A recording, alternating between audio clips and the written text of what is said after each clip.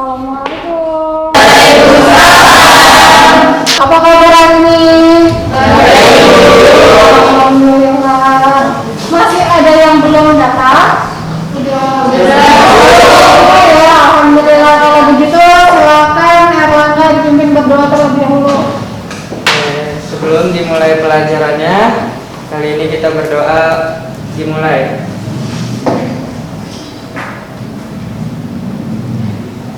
Selesai. Terima kasih Erlangga.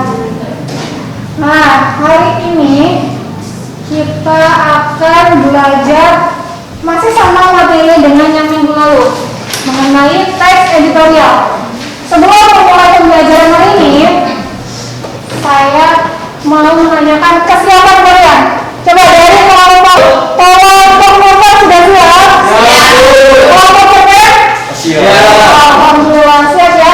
Nah, agar kita semua lebih bersemangat, kita laksanakan ice breaking terlebih dahulu ya. Jadi tangan bawah saya angkat tangan kanan, saya katakan kami, kalian jawab cerdas.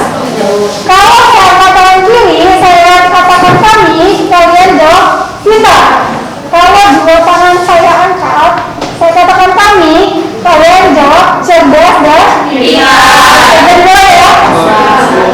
Kami cerdas. Kami pintar. Kami cerdas. Kami pintar. Kami cerdas. Di sini ada tanda motivasi. Bisa dilihat? I can do it. I want to do it. How do I do it? I will try to do it. I can do it. I will do it. Dan yang terakhir, success. Kalau dalam bahasa Indonesia-nya, saya tidak bisa melakukannya. Saya ingin melakukannya. Bagaimana cara melakukannya? Aku akan mencoba melakukannya. Aku bisa melakukan itu. Aku akan melakukannya, maka terakhir yang kita peroleh adalah saudara. Nah, begitu juga saat kita sedang belajar. Kalau kita mau belajar, pasti kita akan berhasil. Tapi kalau kita nggak mau belajar, pasti kita tidak akan mencapai tingkat yang paling tinggi. Tidak akan pernah menyatakan sukses. Akan belajar teks editorial. Kompetensi dasarnya masih sama dengan minggu lalu. Minggu lalu kita belajar teks editorial. Masih ada ingat mengenai apa minggu lalu kita belajar? Tentang pengertian teks editorial. Lalu unsur-unsur atau struktur teks editorial. Alhamdulillah masih ingat ya. Nah, hari ini kita berada pada kompetensi dasar menyeleksi ragam informasi sebagai bahan teks editorial, baik secara lisan maupun tulis. Nah, tujuan pembelajaran kita hari ini apa?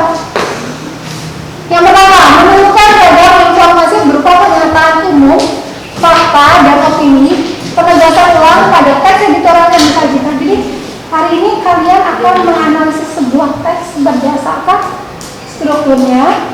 Lalu yang kedua, pernyataan fakta dan opini yang terdapat pada teks. Lalu yang kedua, mengklasifikasi ragam informasi. Setelah menemukan, kalian mengklasifikasi atau mengelompokkan. Yang ketiga, menyeleksi ragam informasi berupa pernyataan umum. Lalu yang keempat, menyusun. Setelah menemukan, maka menyusun. Dan yang terakhir, kalian setiap kelompok mempresentasikan. Nah, sebelum kita melanjutkan ke materi, saya mau mengetahui sejauh mana pemahaman kalian mengenai teks editorial berkaitan dengan fakta dan opininya. Jadi, saya sudah menyematkan soal tes pada classroom kalian. Jadi sekarang silakan dibuka classroomnya. Nah, di situ ada 10 soal pilihan ganda yang harus kalian jawab. Jadi silakan dibuka classroomnya. Sudah bisa dibuka classroomnya? Oke, ditulis namanya, pilih kelasnya sesuai dengan kelas kalian. Di sana ada 10 soal pilihan ganda. Silakan jawab atau pilih jawaban yang paling tepat. Sudah semua? Ya, Bu. Coba saya cek dulu ya.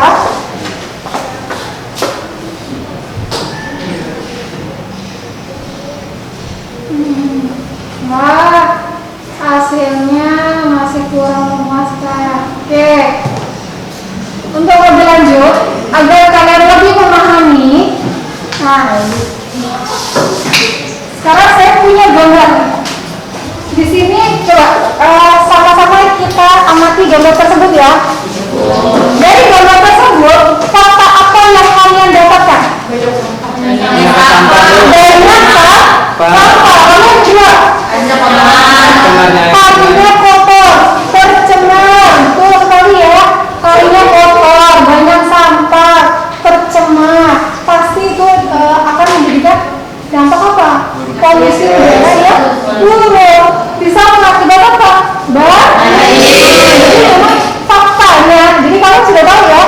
Dalam gambar di sini kalian sudah dapat mengetahui fakta apa ya video pembelajaran. Jadi kalian kita sama-sama simak video tersebut ya. Di perpolitikan ini pasti sangat berdampak dengan ekonomi kita. Ada baiknya media juga harus berpendapat.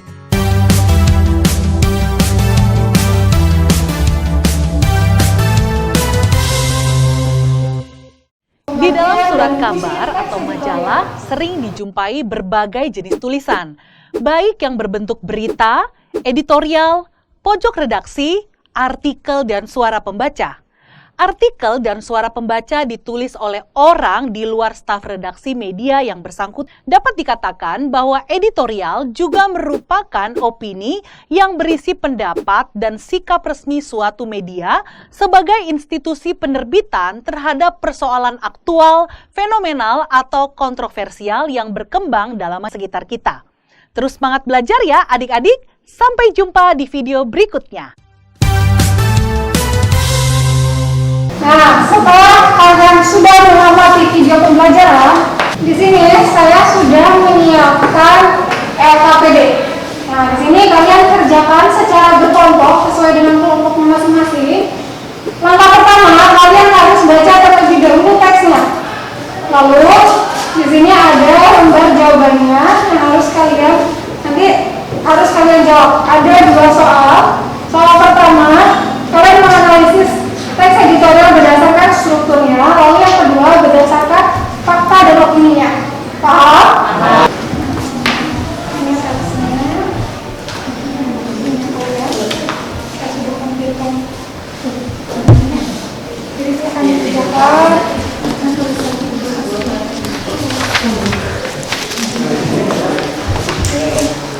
Pastikan kerjakan secara berkelompok, tanggung jawab kalian. Nanti dalam proses pengerjaan saya akan menilai sikap kalian, kekompakan kalian, kerja tim kerjakan sambil saya menilai ya. Saya akan menilai sikap kalian, kekompakan kalian, kerja tim kalian, kecermatan kalian dalam proses pengerjaan. Ya, Garen, bagus.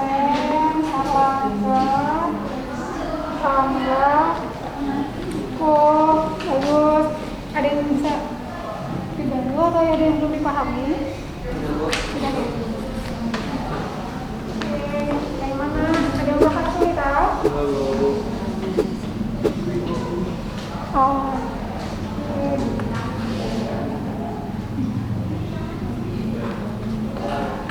Nanti jika ada yang belum kalian pahami, silakan langsung ditanyakan ya.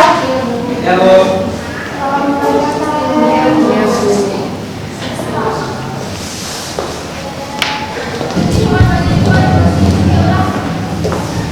Nah, nanti siapa yang paling cepat mengerjakan, saya punya hadiah untuk kalian. Hadiahnya kita satu kelompok ya. Jadi, ayo kerjakan. Siapa yang paling cepat langsung kalian presentasikan. Ini ada untuk kalian. Nah, jika ada yang belum dipahami, boleh langsung ditanyakan. Saya nanya. Citra, boleh bertanya ini Citra.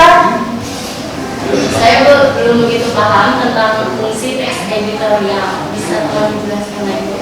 Boleh, nanti berarti tentang fungsi dari teks editorial. Ada lagi yang mau ditanyakan? Saya mau bertanya. Oke, terima kasih.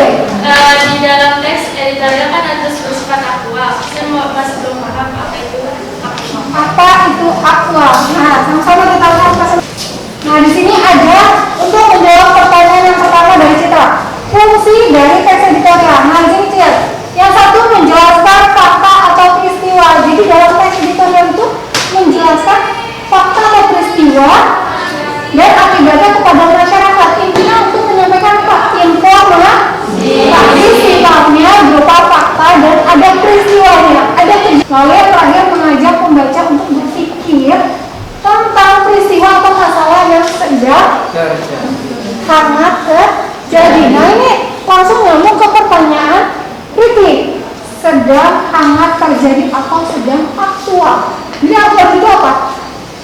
Berita yang sedang terkini, sedangkan akan nanti dibicarakan oleh masyarakat. Karena kalau misalnya ketika kita membuat teks editorial tentang tsunami di Aceh beberapa tahun lalu, apakah itu akan menjadi minat para pembaca? Tidak, pasti tidak akan menjadi minat. Makanya harus sifatnya aktual. Cukup deh Pak. Oke, berarti silakan dilanjutkan ya. Selesai mengerjakan. Kelompok cermat sudah ya? Yang lainnya sudah ya? Karena kelompok cermat sudah terlebih dahulu, berarti silakan kelompok cermat untuk mempresentasikan ya.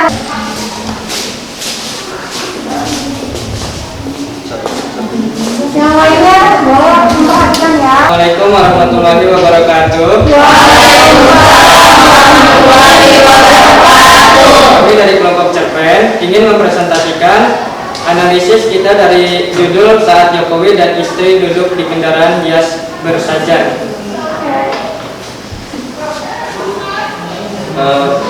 Pernyataan umum pada paragraf 1 dan 2. Bandung, ribuan orang tumpah ruah di Karnaval Kemerdekaan Pesona Parahyangan yang digelar di pusat kota Bandung. Tua, muda hingga anak-anak larut dalam kemeriahan puncak peringatan Hari Kemerdekaan ke-72 Republik Indonesia. Penugasan uang, menurut Isna Sanjaya, mobil hias tersebut menimbulkan kerja keras pemimpin untuk membawa kesejahteraan rakyatnya. Betapa fakta melainkan tampilan yang bisa disetarakan dengan pemikiran atau opini.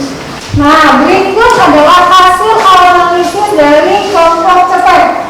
Ada yang mau menanggapi? Saya Bu, Oke, silakan Putri. saya setuju dengan analisis terhadap kelompok cerpen. Oke. Pernyataan umum terdapat pada paragraf 1 dan 2. Argumentasi terdapat pada paragraf 3, 4, 5, 6, 7, 8. Penegasan ulang terdapat pada paragraf 9. Oke, boleh tepuk tangan. Dalam teks editorial yang disajikan, pernyataan umum terdapat pada paragraf 1 dan 2. Sedangkan paragraf argumentasi ada pada paragraf 3, 4, 5, 6, 7, dan 8. Dan yang terakhir, penegasan ulang berada pada paragraf 9. Ada yang mau mencoba merefleksikan? Saya Bu, Boleh Fitri, silakan. setelah mengikuti pembelajaran hari ini, saya mampu membedakan antara fakta dan opini pada teks editorial. Alhamdulillah, berarti Fitri dan teman-teman sudah bisa membedakan antara fakta dan opini. Ada lagi yang lain? Ada lagi yang lain mau mencoba merefleksikan? Saya Bu, Boleh, silakan berdiri. setelah mempelajari tentang materi teks editorial tadi, saya mempelajari 3 poin Oke. tentang ciri kebahasaan teks editorial. Yang 1. pertama. Menggunakan kalimat efektif. Yang kedua. 2. Menggunakan kata baku.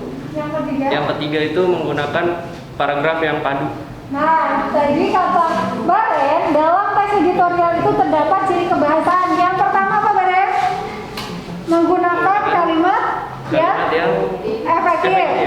Lalu yang kedua, apa Baren? Yang kedua, menggunakan kata baku. Menggunakan kata baku. Dan yang terakhir, paragrafnya harus padu, gitu ya. Nah, teks editorial disebut juga dengan tajuk rencana. Biasanya kalian bisa temukan di mana teks editorial? Baik media cetak maupun elektronik. Dalam surat kabar terdapat strukturnya.